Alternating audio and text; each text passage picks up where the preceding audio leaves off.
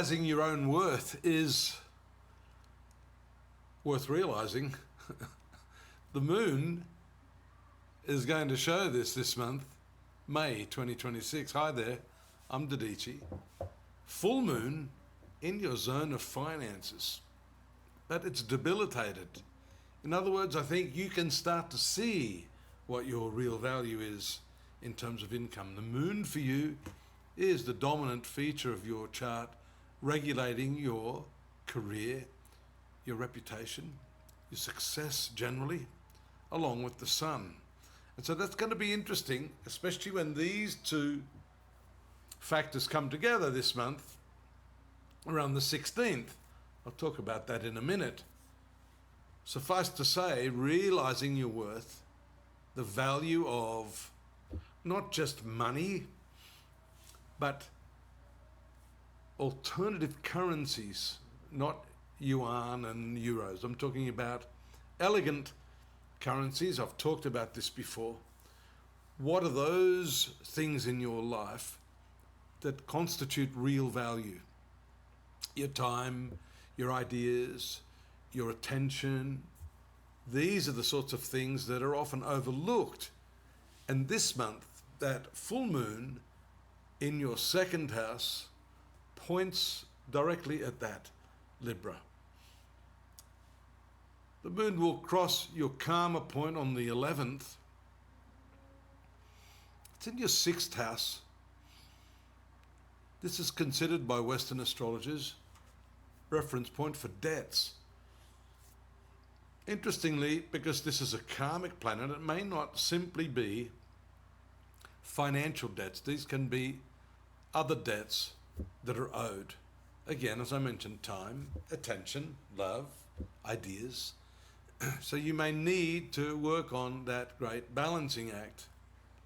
Now, I mentioned when the career planet and the sun come together, because the sun is also a reputational planet. There's a new moon in the 8th house on the 17th that activates new ideas, new plans, and the sun also regulates this 11th sector of your horoscope. The new moon will help you reconcile that value proposition with what it is you want out of your life.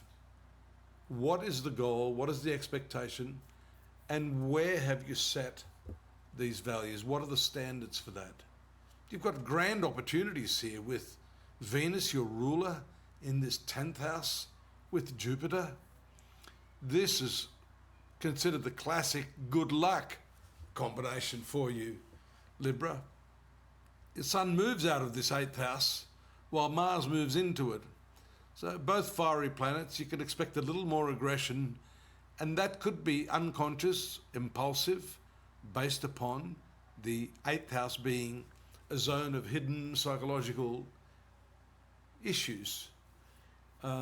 This 8th house has to do with intimacy. So the way you deal with your own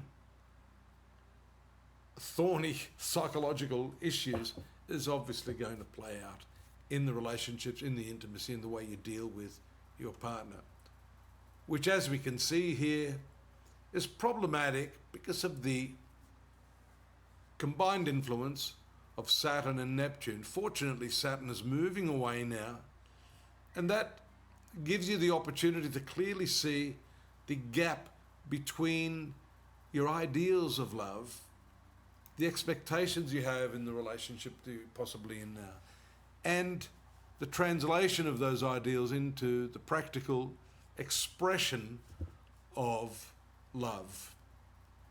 As I said, Mars, the ruler of your marital life, is in the 8th house. You have to be careful with that. That can somehow detour you into looking at issues that are not really related to the core issue.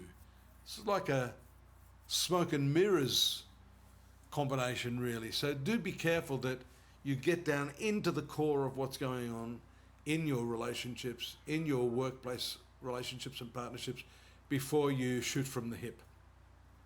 Follow these links here. We've got some more information for you on the month of May.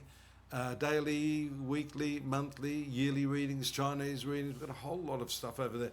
And it's all free. So all we ask is that you subscribe, like us, tell your friends, and come back next month because I'll be here with your next month's forecast. Till then, take care. Bye-bye.